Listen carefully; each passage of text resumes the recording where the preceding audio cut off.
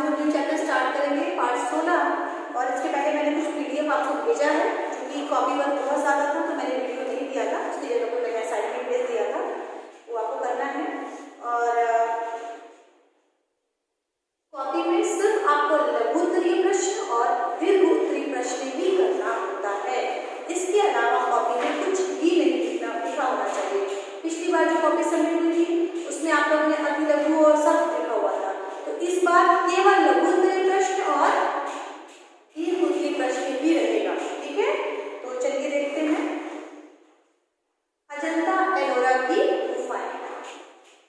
प्रस्तुत पाठ में अजंता एलोरा की गुफाओं का बहुत ही मनोरम वर्णन हुआ है। सचमुच भारतीय संस्कृति की झलक इन गुफाओं में मिलती है। इन गुफाओं में भारतीय चित्रकला के अनुभव उदाहरण मिलते हैं, साथ ही हमारे देश की सांस्कृतिक धरोहर के विषय में महत्वपूर्ण जानकारी मिलती है। मैं बहुत दिनों के बाद अपने चाचा जी के घर औरंगाबाद जा रहा था। औरंगाबाद को अंडरलाइन करने की जगह का नाम है। साथ में दो मित्र भी थे। पूरे रास्ते बचपन की यादें फिल्म की भांति आंखों के सामने आने लगी थी। अपने भाई बहनों के साथ हम अक्सर अजंता एलोरा की गुफाएं देखने जाया करते थे। आज मैं अपने मित्रों के साथ उसी ऐतिहासिक कलात्मकता के दर्शन करने जाऊंगा। यह सोचकर मन अत्यंत प्रसन्नता का अनुभव कर रहा था। घर पहुंचकर चाचा जी ने बड़े प्यार से हम सबका स्वागत किया। मैंने ज्यादा समय न गंवाते हुए उन्हें अपने कार्यक्रम की सूचना दी, तो वे भी हमारे साथ चलने को तैयार हो गए। अजंता की गुफाओं को देखने का कार्यक्रम पहले से बना था। ठीक है, अजंता की गुफाओं को देखने का कार्यक्रम पहले बना। हम सब अपनी कार से वहां पहुंचे। रास्ते में चाचा जी विशेष जानकारियां देते जा रहे थे। सुनने में अजंता एलोरा एक ही लगते हैं, लेकिन चाचा जी ने बताया कि इनके बीच कम से कम 100 किलोमीटर की दूरी है। अंडरलाइन कीजिएगा, अजंता और एलोरा के बीच 100 किलोमीटर की दूरी है। दोनों के बीच काफी विषमताएं हैं, मतलब विभिन्नताएं हैं। चाचा जी हमें दोनों गुफाओं का अंतर बताते हुए बोले कि अजंता की गुफाओं को एक पहाड़ को काट कर बनाया गया है। अंडरलाइन कीजिएगा, अजंता की गुफाओं को एक पहाड़ काट कर बनाया गया है, जबकि एलोरा में कई पहाड़ियों को काटा गया है, क्योंकि एलोरा की गुफाएं काफी बड़े क्षेत्र में फैली हैं, जबकि अजंता की गुफाएं एक के बाद एक बराबर लगी हुई हैं। ये दोनों में डिफरेंस बताया गया है। ये पूरा पैराग्राफ भी अंडरलाइन कर लीजिएगा। 7वीं शताब्दी में बनी अजंता और एलोरा गुफाओं की चित्रकारी भारतीय चित्रकारी का सर्वोत्तम उदाहरण है। तो 7वीं शताब्दी में इसको भी अंडरलाइन कीजिएगा। प्राचीन काल में भारतीय चित्रकला धार्मिक भावना से ओतप्रोत थी, इसलिए इन गुफाओं में मिलने वाली मूर्तियों और चित्रों में हिंदू, बौद्ध तथा जैन धर्म का प्रभाव स्पष्ट दिखाई पड़ता है। अजंता की गुफाओं का निर्माण कार्य लगभग 1000 वर्ष तक चला। मेरे मित्र प्रदीप को बड़ी हैरानी हुई। इतने वर्षों तक कार्य चलने पर भी मूर्तियों की कलात्मकता में जरा सा भी फर्क नजर नहीं आया। हरीश ने चाचा जी से पूछा, चाचा जी इन गुफाओं का नाम अजंता क्यों पड़ा? अंडरलाइन कीजिएगा इसको। किसने कहा भी पूछ सकता है। चाचा जी ने हंसते हुए कहा, भाई अजंता गांव का नाम है जो यहाँ से 3 या 4 किलोमीटर दूर है। अंडरलाइन कीजिएगा, उसी के नाम पर इन गुफाओं का नामकरण हुआ है, जो घने जंगलों से घिरी घोड़े के नाल के आकार की बनी है। ये पूरा अंडरलाइन कीजिएगा इसको। अजंता का स्वरूप मठ जैसा है, जिसमें कई विहार तथा चैत्यगृह हैं। प्रत्येक गुफाओं में जाकर कथाएं हैं। बुद्ध की विभिन्न मुद्राओं में दुख की परिभाषा, चेहरे पर वैराग्य और संसार को जान लेने का भाव दिल को छू जाता है।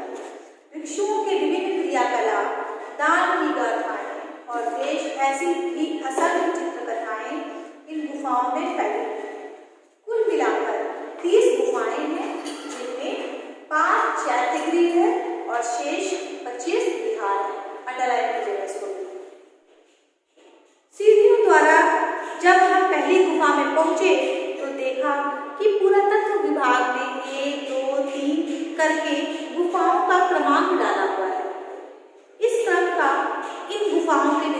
काल से कोई संबंध नहीं है।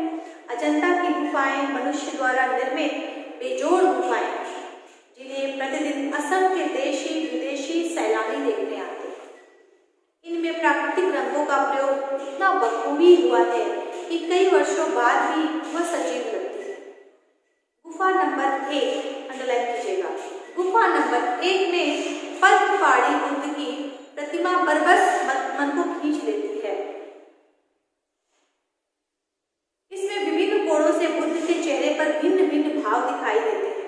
जैसे दाहिनी दिशा से बुद्ध की आकृति में गंभीर चिंतन के भाव दिखाई देते हैं और सामने एवं बाईं ओर से प्रकाश डालने पर वही आकृति शांत और ध्यानस्थ मुद्रा में बदल जाती है। यानी कि जब आप दो तरफ से देखते हैं तो जो बुद्ध जी की प्रतिमा थी वो जो है पद्मपाणि मतलब पूरा ऊपर से नीचे तक जो उनकी प्रतिमा थी उसके अलग अलग भाव दिखाई पड़ते थे। दाहिनी दिशा से आप जब देखते थे तो बुद्ध की आकृति में लगता था कि बुद्ध जी कुछ गंभीर चिंतन कर रहे हैं और जब आप सामने या बाईं ओर से देखते हैं तो ऐसे लगता है कि वो शांत और ध्यानस्थ मुद्रा में है। गुफा 16 और 17 गुप्तकालीन गुफाएं हैं, अंडरलाइन कीजिएगा, जिनमें जातक कथाएं दिखाई गई हैं। यहाँ स्तूप की पूजा की जाती थी और ये गुफाएं लकड़ी की बनी हुई लगती हैं। ये शताब्दियों से बौद्ध, हिंदू और जैन धर्म के प्रति समर्पित गुफाएं हैं। देखिए इस चैप्टर में काफी कुछ जानकारी है, इसको आपको जानना चाहिए, इतिहास से भी रिलेटेड है ना। और आप कभी किसी कंपटीशन में ये सब चीजें पूछ सकती हैं, तो आपको जानकारी के लिए ये पार्ट बहुत ही अच्छा है। ये सहनशीलता की भावना को भी प्रदर्शित करती है, अंडरलाइन कीजिएगा इसको भी। इनमें अनेक प्रकार के फूल, पत्तियों, वृक्षों, पशु आकृतियों आदि से सजावट का काम किया गया है। इन चित्रों की एक विशेषता यह भी है कि ये आपस में एक दूसरे से जुड़ी हुई हैं। इन्हें अलग अलग भागों में विभाजित नहीं किया जा सकता है। इनमें गुफा नंबर 26 में बुद्ध की लेटी हुई विशाल प्रतिमा देखते ही बनती है। इन चित्रों को चट्टान की सतह पर बनाया गया है, जिन्हें छैनी से छोटे गड्ढे करके, छैनी मतलब जो छिन्नी होती है लोहे की उससे उसको तोड़ते हैं, है ना, छोटे गड्ढे करके खांचों में परत लगाकर बनाया जाता है। और इसमें और भी चीजें हैं, तो पहले जो अभी इसको नेक्स्ट वीडियो में हम लोग कंप्लीट करेंगे और शब्दार्थ भी इसका देख लेंगे, ठीक है, और एक्सरसाइज भी। और पहले तो जो पढ़ाया गया वो आप समझ लीजिए इसमें क्या क्या चीजें बहुत ही इंपॉर्टेंट है। तो पहले जो इम्पोर्टेंट चीजें हैं, स्टार्टिंग में औरंगाबाद जगह का नाम है, तो पूछ सकता कि कहाँ जा रहा था, तो चाचा जी के घर औरंगाबाद। और नेक्स्ट थर्ड पैराग्राफ में देखिए, सुनने में अजंता एलोरा एक ही लगते हैं, लेकिन चाचा जी ने बताया कि इनके बीच कम से कम 100 किलोमीटर की दूरी है और दोनों के बीच काफी विषमताएं हैं। चाचा जी हमें दोनों गुफाओं का अंतर बताते हुए बोले कि अजंता की गुफाओं को एक पहाड़ काट कर बनाया गया है, जबकि एलोरा जो है वो उसके लिए कई पहाड़ियों को काटा गया है। मतलब एक पहाड़ को काट करके अजंता और एलोरा को कई पहाड़ियों को काट करके, तो ये इंपॉर्टेंट चीज है। फिर है कि 7वीं शताब्दी में बनी अजंता एवं एलोरा गुफाओं की चित्रकारी भारतीय चित्रकारी का सर्वोत्तम उदाहरण है।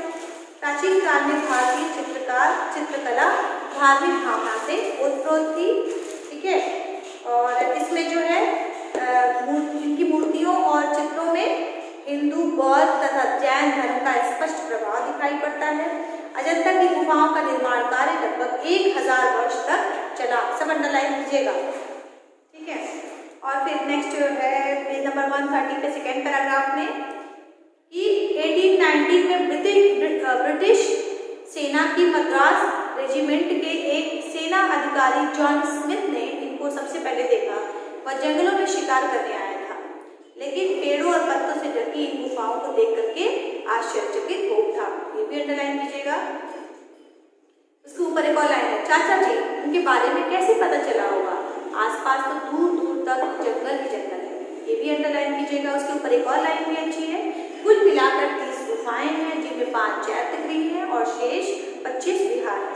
ये कुछ इंपॉर्टेंट चीजें थी। और यहाँ भी देखिए थर्ड पैराग्राफ में, अजंता की गुफाएं मनुष्य द्वारा निर्मित प्रतिदिन असंख्य